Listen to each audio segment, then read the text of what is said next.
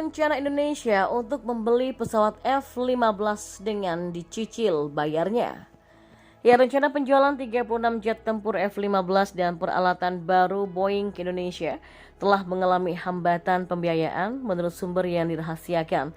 Eksekutif dari Boeing terbang ke Jakarta pada minggu ini untuk membahas transaksi dengan pejabat Indonesia di sela-sela pameran pertahanan tahunan Indo Defense 2022, kata sumber yang dirahasiakan tersebut. Boeing prihatin dengan kemampuan Indonesia, negara terbesar di Asia Tenggara tersebut, untuk membiayai pembelian jet F-15X Eagle, di mana Indonesia bersikeras membayar dengan mencicil.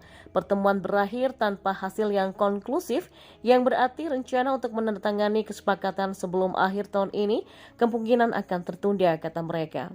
Secara geopolitik, Indonesia sangat penting bagi kepentingan nasional Amerika Serikat karena akan memperkuat salah satu mitra utamanya di kawasan itu.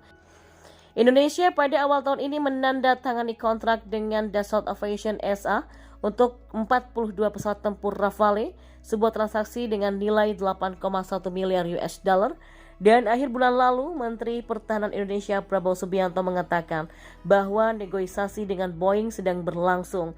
Dia juga mengisyaratkan tantangan seputar pembiayaan. Kita jelas minta, kita harus bisa membeli dalam hal mencicil, nggak bisa sekaligus, kata Prabowo dalam jumpa pers bersama wartawan setempat waktu itu. Ia juga mengatakan pemerintah selalu memprioritaskan pembangunan ekonomi dan sebagainya. Ya, Departemen Luar Negeri menyetujui potensi penjualan F-15X pada bulan Februari kepada Indonesia dengan nilai untuk 36 pesawat saja sekitar 9,5 miliar US dollar atau 148,33 triliun rupiah. Ada juga sekitar 4,4 miliar US dollar atau sebesar 68,7 triliun rupiah peralatan terkait untuk mendukung F-15X sebagai bagian dari kesepakatan. Bagi Indonesia, pembelian F-15 merupakan bagian dari upaya modernisasi militernya. Namun tekanan fiskal yang disebabkan oleh pandemi ditambah dengan inflasi yang melonjak serta dorongan untuk menyelesaikan proyek infrastruktur berarti militer harus bersaing dengan portofolio lain untuk sumber daya keuangan negara. Jadi bumerang, Rafale laku keras malah buat para pilot sampai kesulitan terbangkan jet tempur Prancis itu. Ya, jet tempur bernama Rafale menjadi momok belakangan ini. Rafale dibuat di pabrikan Dassault Aviation Prancis, merupakan jet tempur paling modern di negara Eropa itu. Padahal ekspor Rafale di awal-awal sangatlah sulit. Tapi semua itu berubah sejak Qatar, India, dan Yunani mulai membeli jet tempur ini. Pierre-Henri Attichuet, mantan pilot Angkatan Laut Prancis Rafale, mengatakan kepada Defense View, jet tempur itu belum siap untuk dijual dan belum sepenuhnya selesai. Sejak awal, Rafale merupakan platform multi-peran dan juga multimisi, tapi apa yang dimilikinya tidak menjamin itu. Awalnya semua sistem komputer, semua data, dan semua sistem senjata masih belum siap dan tidak dapat beroperasi. Evolusi Rafale terjadi antara tahun 2013 dan 2015. Mantan pilot bernama AT itu punya pengalaman tempur di Irak dan menjabat sebagai pilot utama untuk Rafale Angkatan Laut 2017 di Eiffelton Air Show 2017. Pesawat itu sudah mengalami peningkatan yang signifikan, sekarang sudah layak untuk dipasarkan, ujarnya. Itu bukan tanpa alasan, dan pilot itu menjelaskan bahwa semua sensor dan sistem terintegrasi ke dalam layar utama. Itu adalah perbedaan Rafale dengan jet tempur dari generasi yang sama. Indonesia menjadi salah satu pelanggan jet tempur bernama Rafale ini. Pada bulan Februari 2022, Indonesia memutuskan membeli jet tempur Perancis. Menteri Pertahanan Prabowo Subianto setuju untuk membeli Rafale. Mengutip dari artikel La Tribune, Indonesia telah menandatangani pembelian 6 unit Rafale. Menurut sumber valid, Prancis telah menandatangani pesanan Indonesia untuk 6 jet tempur Rafale. Tidak berhenti di situ, nyatanya Indonesia akan memborong hingga 42 unit Rafale untuk TNI Angkatan Udara.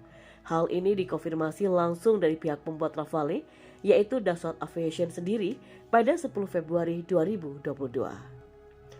Indonesia membeli varian paling canggih dari Rafale, yaitu F41. Rafale F41 dilengkapi dengan kemampuan yang jauh lebih mumpuni daripada versi sebelumnya. Dan pada 20 September kemarin, La Tribune mengabarkan bahwa Indonesia telah membayar cicilannya. Indonesia telah melunasi 6 dari 42 unit Rafale yang disepakati, kata portal Prancis itu. Kenapa hanya 6? Seperti yang sudah disebutkan di atas, kontrak Indonesia akan pengadaan Rafale ini terbagi menjadi 2 tahap. Yang pertama adalah 6 unit itu yang telah dibayarkan, dan sisanya 36 unit akan dilanjutkan. Dengan begitu, Indonesia resmi menjadi pelanggan ekspor ke-7 dari jet tempur Rafale asal Prancis itu. Dan otomatis Indonesia juga sah menjadi operator pertama Rafale di Asia Tenggara. Namun, setelah banyak negara yang berminat meminang Rafale, masalah malah muncul di Prancis, lebih tepatnya kepada pilot tempur mereka. Mengutip dari Defense Security Asia, pilot tempur Prancis kekurangan jam terbang dengan Rafale-nya. Dan benar saja, hal itu terjadi karena berhasilnya ekspor Rafale ke pasar internasional. Yang berdampak pada pilot Angkatan Udara Prancis adalah kekurangan jam terbang, tulis Defense Security Asia pada 29 Oktober 2022. Bahkan, pilot Prancis tak bisa memenuhi standar yang ditetapkan oleh NATO. Sebagai gambaran, tahun depan pilot mereka hanya diharapkan memiliki kesempatan terbang selama 147 jam, berbeda dengan tahun ini dengan 162 jam. Itu pun belum memenuhi keinginan NATO yang mengharuskan setiap pilot untuk terbang 180 jam per tahunnya. Seperti yang sudah dibayangkan, request NATO ini adalah untuk mempersiapkan pilot-pilot mereka untuk tetap prima.